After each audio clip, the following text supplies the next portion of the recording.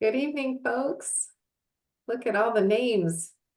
We're going to give it just a few minutes. We're just a little bit before our start time, so we're going to give it a few minutes to let everybody join. We have a big crowd joining us tonight, so welcome. We're glad you're here. Just hang with us for a few minutes.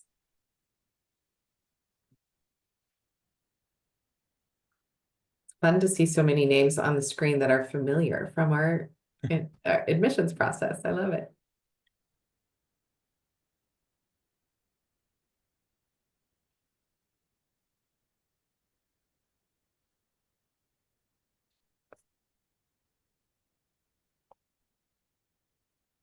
Do I have time to tell a math joke? Oh my gosh, everyone was just waiting for a math joke. I thought maybe. Please do. All right, so a mathematician, a physicist, and a biologist are sitting in a cafe having some coffee, and they're across from a hotel that they believe is empty. And as they have their conversation and sip their coffee, they see two people go into the hotel, and they continue the conversation. And a little while later, three people come out. And the biologist says, they must have reproduced. And the physicist says, no, no, no, it's just experimental error. And the mathematician says, I don't know about that, but if somebody else goes in, it'll be empty again. You're welcome.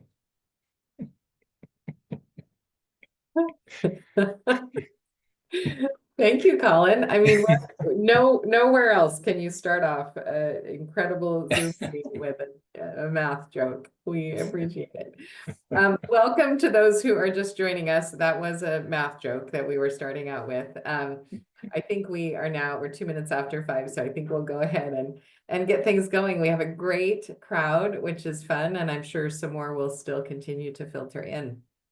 My name's Sue Corner. I'm the Dean of undergraduate admissions for Willamette College, and we're just thrilled that you're here. We're so excited about our new class of enrolling Bearcats, and we appreciate that students and parents alike are here to kind of talk about the enrolling student process. I hope that more than anything for students right now, you're focused on a strong finish. If you're in high school or if you're transferring from somewhere, that you're really mostly focused on that and all of the great parts of finishing up your year.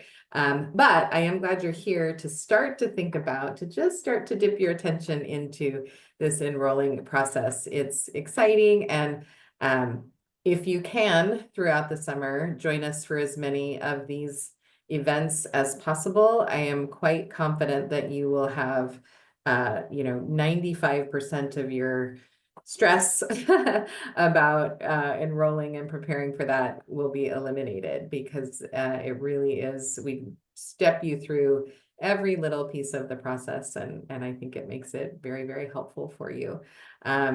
If you can't join us for one of these Monday evening events, we will record them, which is a little heads up right now. We are recording. We will record these and post them to the enrolling student checklist, or the enrolling student page, so you can always find them there. If you just love it so much and you want to watch it over and over, it's there for you. Or if there's one that you have to miss, it will be there as well. The way it's going to work this evening is we have some wonderful staff members here, faculty and staff here to help present. So we'll have about 20 minutes or so of presentation, during which we hope you'll just sit back and listen and take it in and kind of absorb what has been prepared for you. And then we'll open it up to questions. And you can either at that time, take your self off mute and ask a question live, or you can drop a question into the Q&A and we'll answer it that way. But if you can kind of wait to see, your question might be proactively answered if you wait until after the presentation part is done. So I want to quickly introduce who's with us, just so that you have a sense of everybody in the room.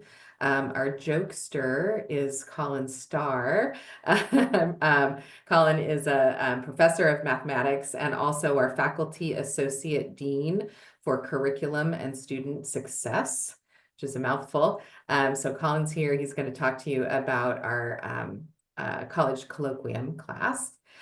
Jessica Cardinal Lanier is also here. Jessica is the director of our advising program at Willamette. So she's going to talk about course selection and the advising process, how that works.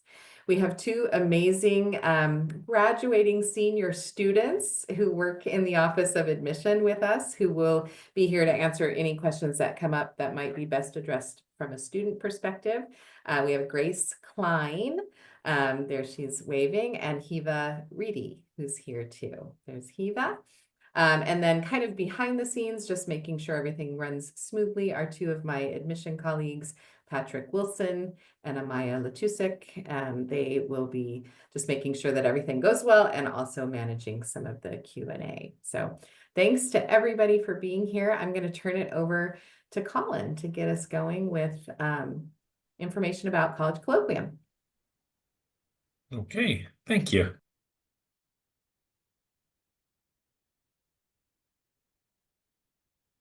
Oh, Colin, you're muted. Huh.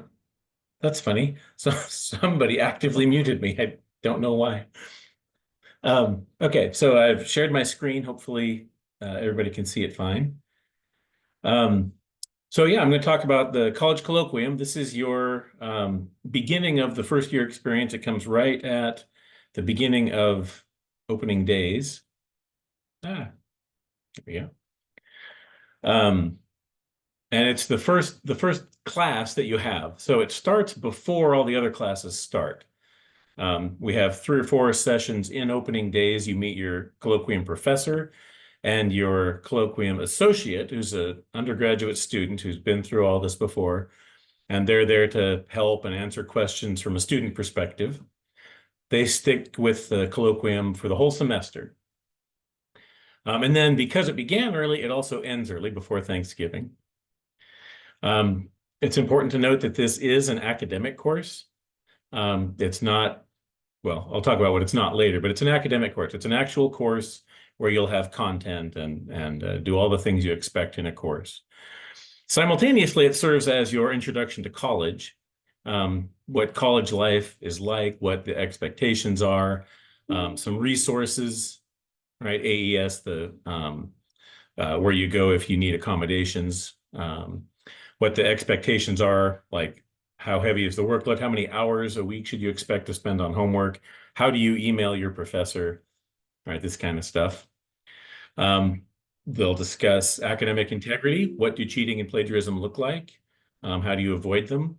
And now AI is a big deal. And every professor has a different AI policy, it seems. So the importance of understanding that. Your colloquium professor is also your academic advisor initially. At some point, when you choose a major, you will also select an advisor to go with that, to be your permanent advisor.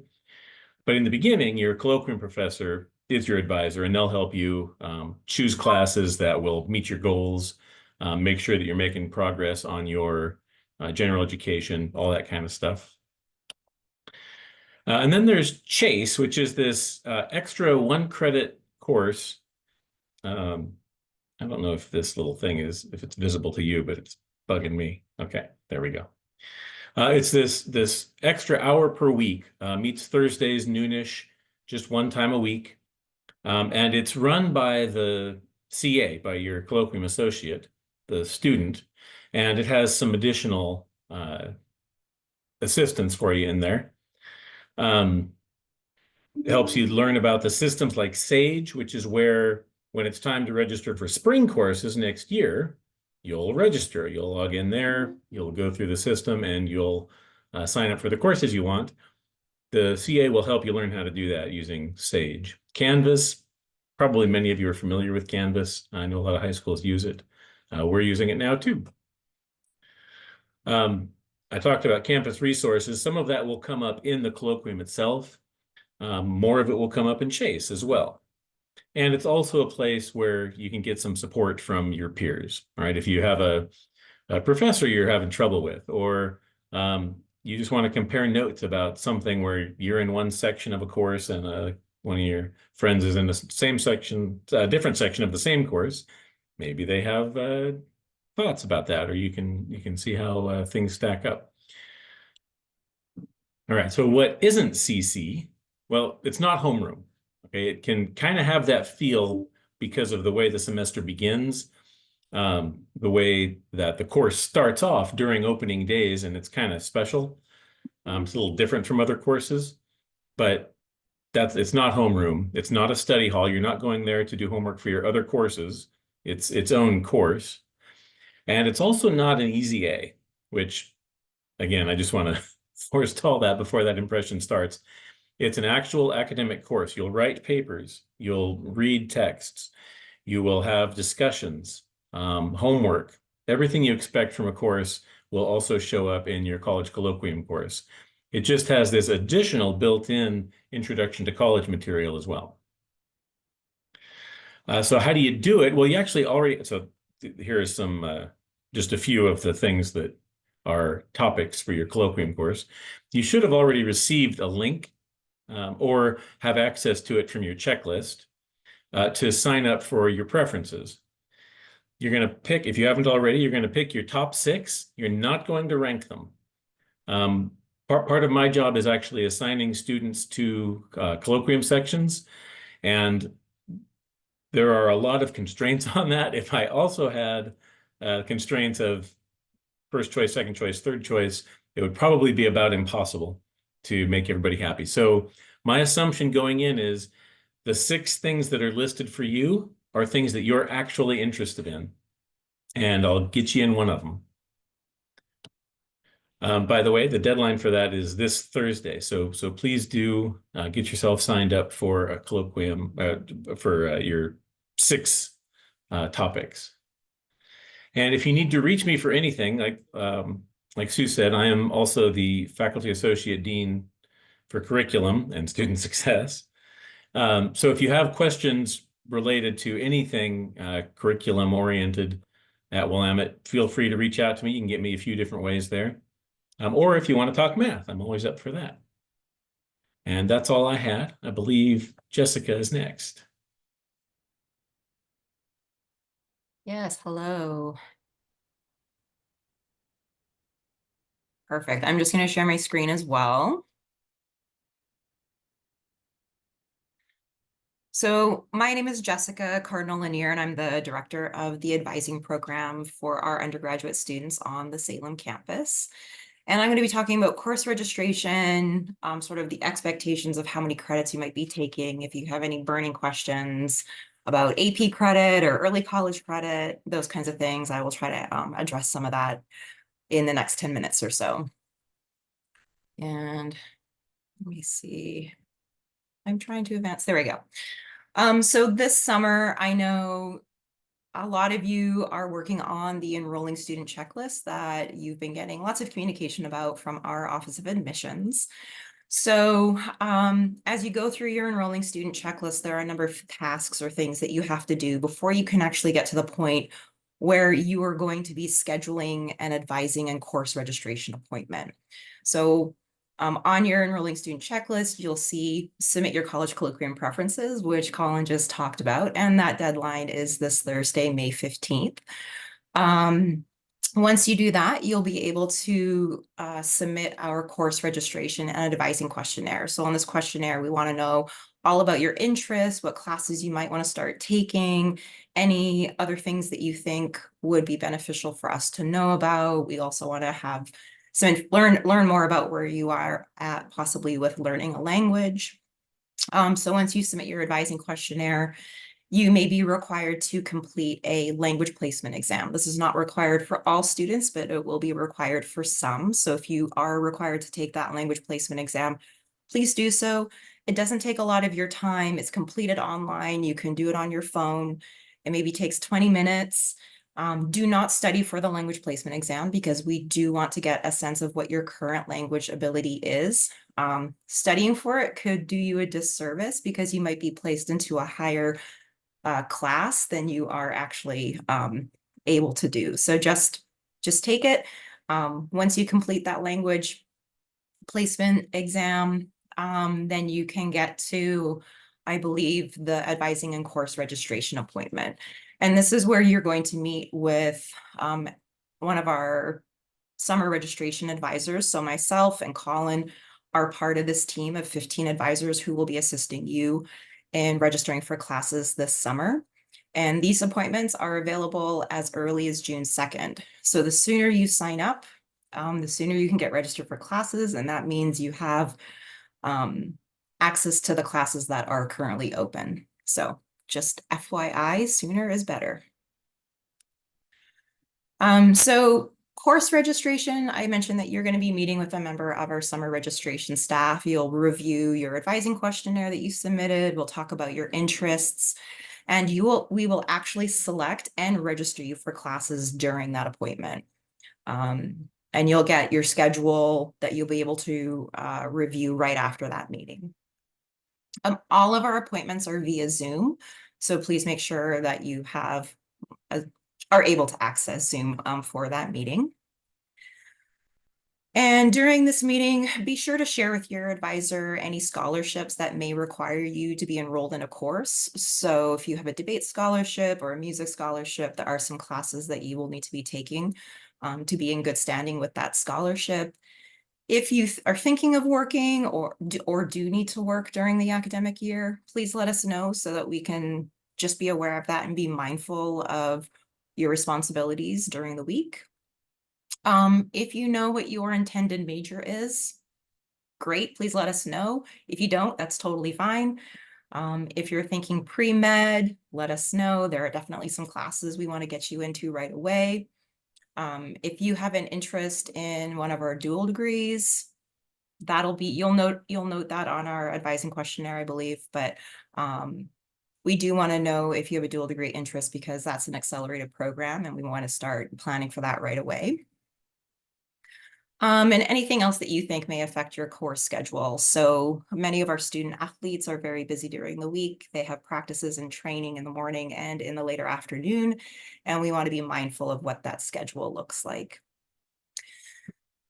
So once we build out your class schedule for the fall, you will be able to access that in Sage. And if you want to plan ahead, if you're a planner like I am, you should be able to access your Sage account. This is available through your My Willamette portal. In preparation for your meeting with your summer reg advisor, you can view the course catalog. You can select some classes that may be of interest to you. Just make sure you're filtering that catalog by fall of 2025, because not every class in the catalog is going to be offered in the fall. So you want to make sure that you're highlighting the classes that we do actually offer and will be offering for the fall. I know this is a burning question for many students. What if I have prior college credit? Please, please, please send all official college and university transcripts to Willamette University, as well as any AP or IB scores. High school transcripts that show college credit is not enough. We do need you to contact the college or university directly and have those transcripts sent to us. And for students who are admitted as first-year students, Willamette University awards a maximum of 32 credits for any prior college coursework, and that includes AP and IB as well. So what's going to happen is our registrar's office is going to receive your scores, they're going to receive your transcripts, and they're going to evaluate your coursework. And they will determine what they will accept and transfer. And just so you know, Willamette accepts coursework for credit only. It's not GPA. So we keep our Willamette institutional GPA separate from any sort of transfer GPA. So if a student goes and gets all A's in another college or university, that has no impact on Willamette's GPA. It will take our registrar's office a little bit of time to go through all your AP scores, IB scores, college credit. So it might not be available. That official evaluation by the registrar's office might not be available when you meet with your summer registration advisor. But if you kind of have a list of, hey, I took AP Spanish and I scored a 4 or a 5, or I took a math class at this college or university, it'll help your summer registration advisor be aware of some requirements that you may have already fulfilled, and we can kind of set those aside. They're kind of in a holding pattern, if you will, and we can kind of look at some other requirements that possibly that you haven't quite met yet. So if you have that information with you during your advising appointment, that could be really helpful. And then you may have questions about what exactly you'll be taking. So Colin mentioned that you will be pre-registered. You will be registered for College Colloquium. College Colloquium, the lecture itself is 4 credits. And that 1 credit class for Chase, that's facilitated by a peer. So that's a total of 5 credits right there. Our students who are full-time, they are taking a minimum of 12 credits and up to a maximum of 18 credits. Most of our classes at Willamette are 4 credits apiece. So in addition to College Colloquium and Chase, we would like for you to take a course or courses that allow you to explore any areas of interest. Maybe you've had the burning desire to take a really cool sculpture class, but that wasn't available to you in high school. Maybe we have a sculpture class available, or you really wanted to explore computer science. Take things that maybe weren't available to you in high school, but allow you to kind of fulfill those interests and kind of get outside the box a little bit.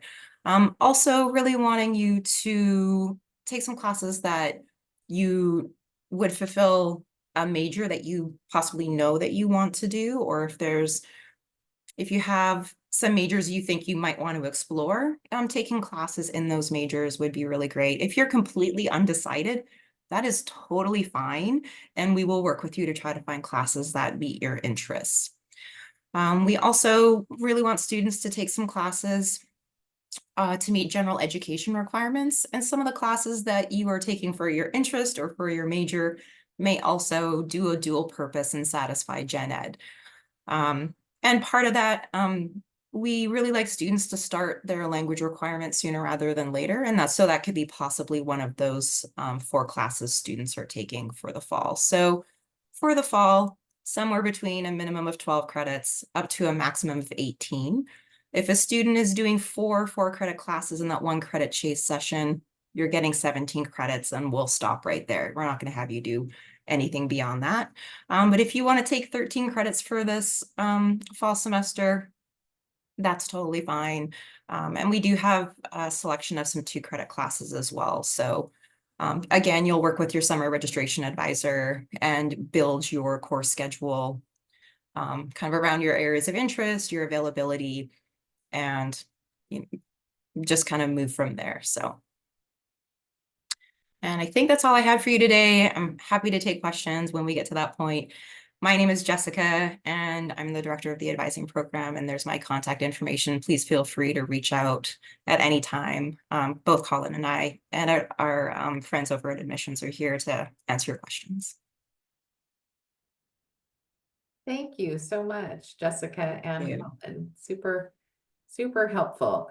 And I'm sure your information has inspired additional questions or clarifications from our visitors. So we'll start with Patrick. If you have questions that have come into the Q&A that you would like to distribute to those of us. Yes. First question is, how do you know if you're required to take the language placement exam?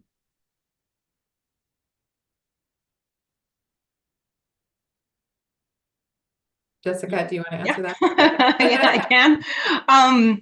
So the language placement exam is going to be required for students who have prior experience in a language for which we offer one of our online exams. And so that's going to be French, Spanish, Russian, German, Japanese, Chinese, no, not Chinese.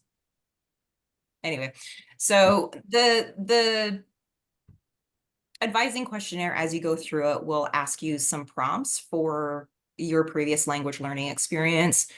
If you answer one of the prompts that says you need to do the language placement exam, it'll shuffle you there, or you can finish the questionnaire, then you'll get an email asking you to do the language placement exam.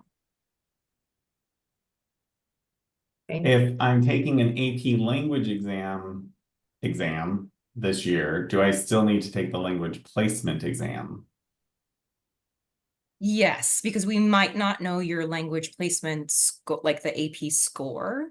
And so yes, and some students who have AP language still might want to take a higher language level class. They may want to test out of the requirement if they don't quite get the right score. So we still do want students to do the language placement exam even if you're doing the AP. Again, it's relatively painless. It just takes, 15, 20 minutes of your time. If a student has passed a language test at a B2 level, do they still need to take the language test? What is B2? IB? What's B2? No, B2, it's like a language certification level. Yes. It's like, Yeah. yes. Yes, we'll still need you to take the language placement exam. The language placement exam may place a student beyond the 200 level coursework as well. It allows them entry into the more literature, culture type classes. Correct. There was another language. How do you know if language learning is required for your degree? Language learning is required for all of our degrees at Willamette.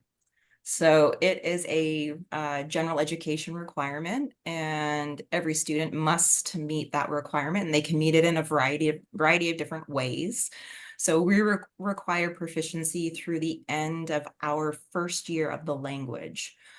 So if a student I'll use Spanish as an example. It's a really common course that students take. If they come to us with no language experience, we would have them do the first semester of Spanish, which is Spanish 131. And then we would have them do the second semester of Spanish, which is Spanish 132. It's that 132 level or higher that satisfies the language requirement. And so every student must demonstrate proficiency. And again, there are different ways to demonstrate proficiency. One of them is by taking a class. One more. A bilingual seal on your diploma, still a language test. Yes. For students who are starting a new language, is it actually at the beginning level? Yes. Let's see, any final language. If Language. What AP scores count towards required Spanish language? We accept scores of 4s and 5s. Yes. Does that count towards the requirement? Yes. back to the starting at the beginning, if you've taken another language in high school and you trigger the right things in the questionnaires, you'll be asked to do the placement exam, even if you're planning to start a different language, because it won't know that. So if that's your intention, or in the case of the question, you didn't have the language you took in high school is not offered here, you'll want to answer the question carefully so that you get directed down the right path for that. What if I took Latin in high school? So that is one of the courses that we do not have an online exam for. So you won't be required to take the online placement exam, but you will, to be able to take Latin, you will have to have a conversation with Colin, professor who's Bachvarova probably, or maybe Knorr. Knorr. You would have a conversation with Professor Knorr when you get probably during opening days. I know he's also available a little bit during the summer to kind of field those questions. I believe his contact information is on the language placement exam webpage. And if you have any questions about how to contact Professor Knorr, we can direct you to him. Yes, and Patrick put in the chat the information for the language placement. So how about some colloquium questions? The STEM fellowship program, when will students find out about their colloquium section for that? At about the same time everyone else does. I have a list of the STEM fellows, and I'll be placing them into the 2 STEM sections. But if you've been notified that you're a STEM fellow, then you're going to be in one of those. And you don't need to fill out a preference form. For students who are transferring, are you required to take a colloquium course? No, it's waived for transfer students. Now, if you're so there are sort of two varieties of transferring. If you're matriculating as a first-year student, then yes, you have to take the colloquium course, even if you have credit that you're transferring in. If you're coming in as a transfer student, then no. So I might need to talk to you individually to see what your situation is. Um, Can I just real quick, Patrick? yeah. Elaborate on that? And I think the thinking is colloquium is an excellent first step at Willamette. There's huge value in that class. So even if you've had some very minimal start somewhere else, coming in as a first-year student here, even as a transfer, there's great value in being in colloquium. So we funnel you that direction.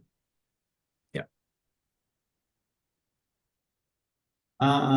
Okay. For dual enrollment credits, how many are, what is the maximum for bringing in advanced credits? 32. Which is, just to elaborate, the equivalent of 1 full year of coursework at Willamette. So we allow you, even if you've earned more than that while in high school, even if you've done a full associate's degree, which sometimes occurs, you will be able to choose of the courses that transfer, you will be able to choose up to 1 year's worth. And my understanding, Jessica, you can clarify, but is you don't need to choose necessarily right up front which of those classes you will count towards your Willamette degree. You own those transfer credits, and you can move things around as part of your degree audit if at some point along the way you decide, oh, actually what I should transfer in is that English class that I took while in high school, as opposed to that math class, because it meets something that I actually feel like I need, and I didn't anticipate that before. So you have a lot of flexibility. The registrar's office is really helpful about that. Yes, yeah, and that's where the student would have that conversation with the registrar's office to kind of finesse what those 32 credits are. And those 32 credits, again, it's a combination of AP, early college credit, IB, so it's everything. And what kind of IB credits are accepted? HL, SL? So we accept HL, and I believe it scores, is it 5, 6, 5, 6, and 7? Yeah, and there is a webpage. I don't know if Patrick can find it. It's on the registrar's office website. That lists both for AP and IB, if you get the appropriate score in a class, what that equivalency would be here at the university. Thank you. What about ASL? What about a student who took ASL in high school? Yeah, so we do not offer ASL at our university, though we have many students who will go and take college level ASL. That again is the equivalent to the end of the first year of the ASL language. So that first year of whatever that college or university determines is their first year. We have students who go to our local community college. They will complete the equivalent of that first year of ASL, or they might place into the last class of that first year, and that's totally fine. But the ASL does need to be in the form of credit to be transferred back to the university. And then we will use that transfer credit of ASL to satisfy the non-English language requirement. And for our transfer credit, we do need the minimum grade that we will accept for transfer is a C-. So C- or higher, we can then go to grant transfer credit for most classes.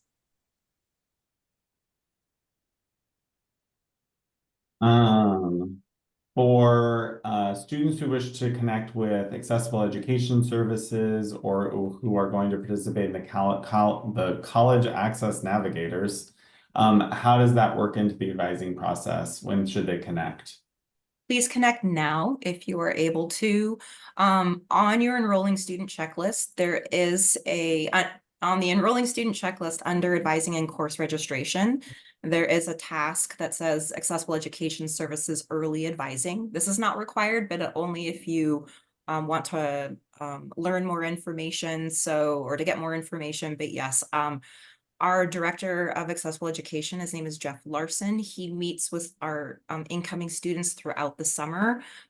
So students can submit their documentation. They can get their accommodations set in place now before the start of fall classes. So you have all those accommodations, whether they be academic accommodations and or housing accommodations, all those things can be set up now in advance of the fall. And I really encourage you to do that. Jeff's wonderful.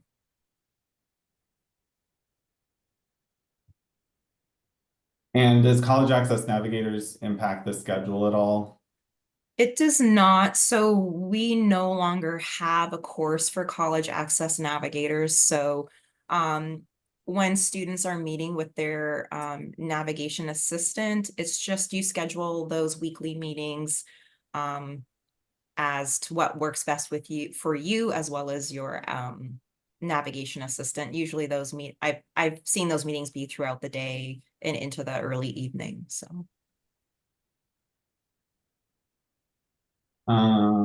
final transcripts and updated transcripts. Final high school transcripts should be sent to the Office of Admissions as soon as they are prepared. So make sure that you are requesting that as part of your graduation. If you have any dual enrollment college courses, you should send those final transcripts as well. If you're a transfer student, you should send final transcripts as soon as the quarter is ended. Final high school transcripts are required for all first-year students and any transfer students with fewer than 62 transferable credits. This is a financial aid reporting requirement.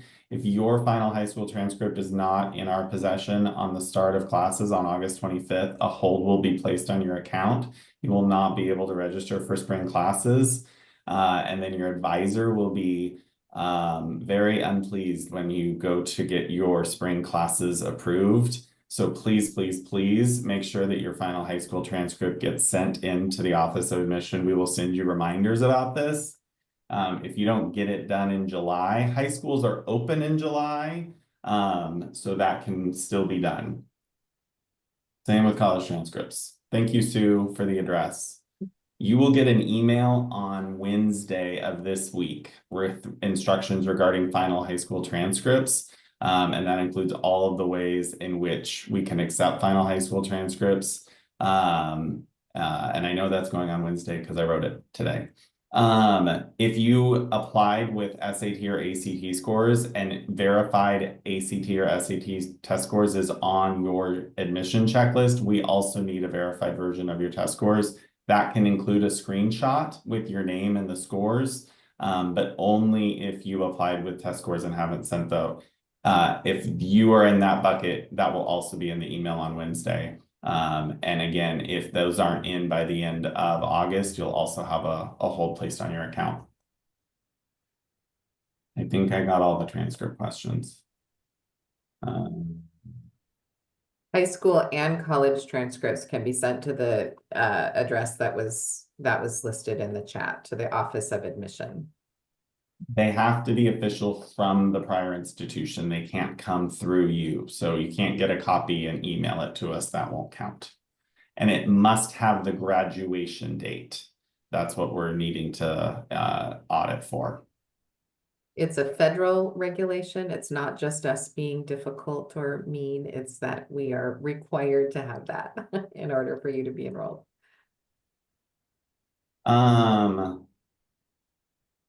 Student says 4 credits per class is different than other universities. Can you just please describe the difference and if there's an extra component to the classes?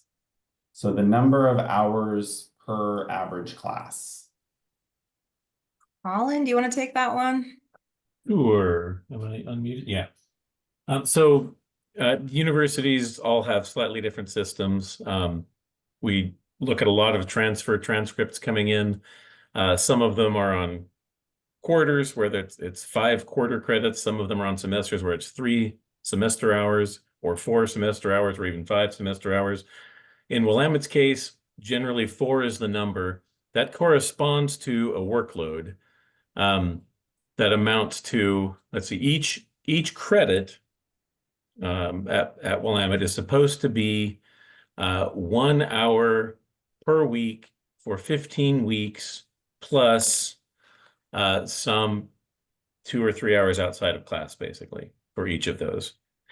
And so our numbers work out that way, so that it turns out to be 4 credits. The one thing that makes them look different is that some schools use what are called Carnegie hours, which are 50 minutes long. We have 60-minute courses and 90-minute courses. And so that may be part of what you're thinking of if you noted that our courses are 4 and some other places have 4 credits and some other places have 3. And the majority of our like natural science, science-based classes will have lab requirements, and those labs have their own assigned 1 credit value to them as well. Yeah. And we do have some 1 credit and 2 credit classes, so it's kind of flexible a little bit. A little bit. Are there other ways to fulfill the language requirement, such as through a local community college and then transfer the credits over? Yes. So students may take a language. It can be a language that maybe we don't offer here. So as long as that language is in the form of university or college credit and the student has earned a C- or higher in that language, and it's the equivalent proficiency to the end of the minimum to the end of our first year of our language or higher, our registrar's office will most likely accept that and have that satisfy our non-English language requirement. I'll put this out there because I know a lot of students, for those students who have have completed a seal of biliteracy, or maybe English is their second language, we do allow students to seek a waiver. It does require all students to do the language placement exam. So the waiver process is a 2-step process. Again, must take the foreign language placement for that language. If they place into the second year of our non-English language classes, then they would go and have an oral challenge exam with a member of that language department. If they satisfy both of those pieces of the waiver process, the non-English language is waived. It is a waiver. You are not granted credit for it. So I want to be really clear. It is a waiver, no credit.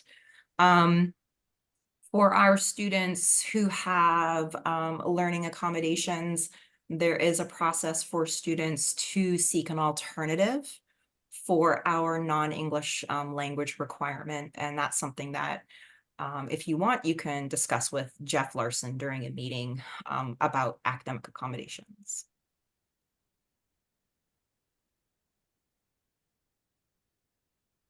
Patrick, Does anyone have any questions that we haven't answered that they'd like to unmute and ask more specifically verbally? did- I was go ahead, sorry. I was wondering, I have taken the AP Lit and the AP Lang AP tests, and on your website it says that they both are equivalent to a class of 100. Does that mean that it's a 100 level class and so they could both be used for different 100 level classes, or they both equal the same class and so you can only use one of the 2 credits? Yeah, so that's a really great question. So you would receive what we call general elective credit that is equivalent to a 100 level. So for those 100 level general elective classes, or for the AP, there is no direct equivalent class that we teach here at Willamette that would meet that AP class. So you would get general elective credit for maybe history 100, general elective credit for English 100. If you have 2 English 100 classes, you would get 8 credits possibly. So they would not cancel each other out. And I'll be really clear about AP and IB credit. Those credits do not satisfy the distribution requirement in our general education. So that's our math class, natural science, social science, and arts and humanities. AP credit and IB credit do not satisfy the distribution. Where AP credit and IB credit become really useful is that it counts as elective credit that all students need to have to graduate. All students need to have a minimum of 124 credits to be able to graduate from the university. If a student just does gen ed and just does their major requirements, they will most likely not have enough credit to graduate. So AP and IB help you reach the graduation requirement minimum. They also can help to provide some flexibility within your schedule, where maybe one semester you're not taking 16 or 17 credits. Maybe you're taking 12 credits, or can allow some flexibility for a study abroad. So, don't be discouraged if AP or IB credit doesn't necessarily meet our gen ed, but it is very helpful in the long run to getting you towards graduation. I have a question. So our daughter has 6 AP credits and also is transferring after 1 year at another university. I don't think anyone answered this. Will she get 2 years of credit for that? If she's coming in as a true transfer student, Yes. yes, and I believe for transfer students, I believe it's a maximum of, is it 62 or 64 credits in transfer? 64. 64, thank you. So it's a maximum of 64 credits in transfer for our true transfer students. Okay, thank you. For the educational requirements, are we supposed to take like a class for each gen ed like thing every year, or is it just that like we gradually do various ones across the 4 years? I think there are definitely different strategies to that. And maybe, do we have one of our admissions students? Maybe they can answer that question of how they approached satisfying the gen ed requirements. Grace, you want to take that one? Yeah, sure. Oh goodness. Okay. My first year I took a biology class, which satisfied the like natural science requirement. And then like the next year I took a math class, and so I spread it out across my time. I ended up doing the general education mostly in the first 2 years so that I'd have more flexibility with my major and minor later on. But I found that general education was also just a good way to kind of get the ball rolling, to give me a little direction, because I didn't have a clear like major path when I first got here. So one of the classes that I took my first semester was Introduction to Global Cultural Studies, because I was like, this is perfect for my general education. But it also ended up introducing me to the field that would become my major. I would also add, strategically speaking, I would strongly recommend, if you are continuing a language, that you do that in your first year.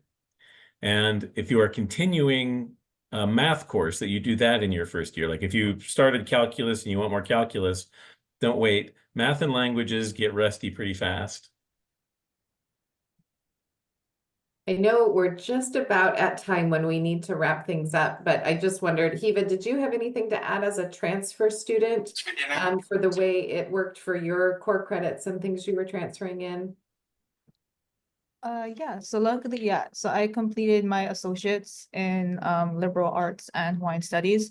So a lot of the credits I took at my previous college all transferred over, which is really, really nice. So for me, I really was able to just focus on my core classes, because when I did return back to school, I knew I wanted to come in to major in archaeology. So when I met with the advisor when I first transferred here, I made sure to like explain to her what my interests were, and she was very helpful in getting my initial classes. Maybe Right. Google it. So that was kind of my experience coming into Willamette, which was very, very helpful. Thanks, Eva. These have been great questions, and I appreciate that so many people jumped in and asked really good clarifying questions. If there is something that is still not clear to you, I do want to say when you meet with that advisor, lots of things will be clarified. They take lots of time with you.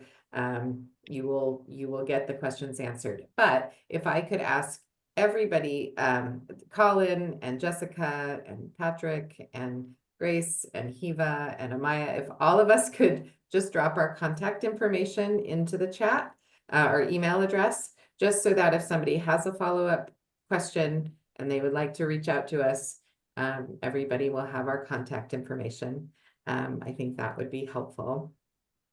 And then I want to mention that next week at this exact same time, Monday evening, what is that, May 19th at 5 o'clock, we will have our next virtual summer event for new Bearcats. It's on housing and opening days, which is our orientation program. And move-in day, I think somebody asked this at some point, is August 20th.